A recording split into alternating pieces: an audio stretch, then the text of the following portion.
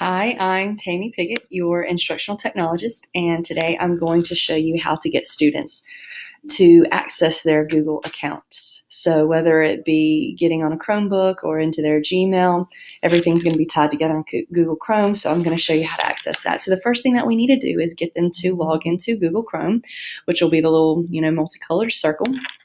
So once they log into Google Chrome, they should see their login information. Now, sometimes once they log in, there's a couple different things that they may see. They may see what's looking at here, where there's actually a picture of a student and their name in here. What that means is that last student didn't sign in properly. They left a button check that said to remember them. So now the computer is remembering them. So what we need to do is remove that user before we sign in. So we need to train the students to do this. So what we're going to do is get the students to remove this user by going to the sign in with a different account. So we'll click on that and we'll click on remove. And then a little X will pop up next to that user's name. So we need to click on that item there. Okay, so once we've removed that, then we click on done. This should be the actual sign in page that students should see initially. Again, if they don't, then just have them remove that user. Now, the other option that they may see is a blue sign in button in the upper right hand corner. For instance, if it goes to Gmail, then it'll look like this, and it'll have just a little blue sign-in button. Once they click on that sign-in button, then it brings them to the original page that we were looking at. So this is just some different options that you may have. Now, if the students already see a name of someone in the upper right-hand corner, that means that that person never logged off. So they need to then click on that person's name and then hit sign out before they actually sign themselves in.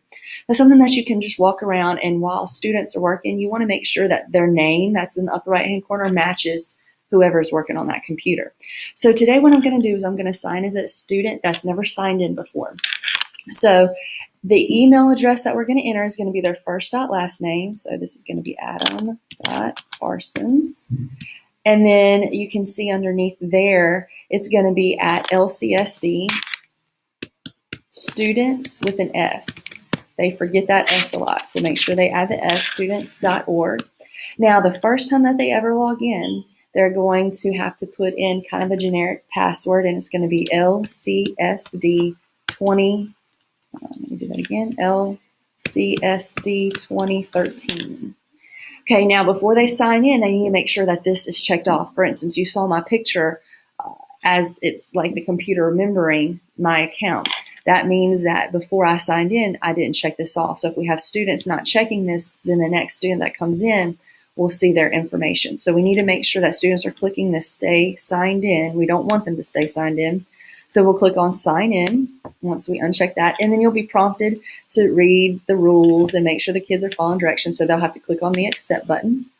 And here, the students will then be prompted to change this to their new password.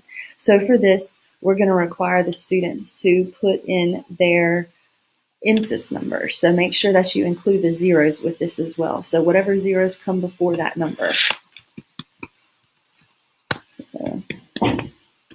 So again, make sure that is the INSYS number with the zeros. It's going to make me rechange this. So I'll put this one, 00. Okay, and again, 00.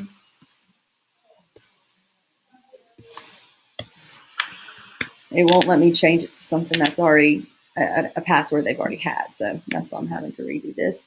Okay, so now you can tell that this student is signed in based off of their name being in this upper right-hand corner. This was the name I was talking to you about previously. If this name does not match the student that's working on it, then you definitely want to make sure that they come in and sign out. And I'll show you how to do that in a second.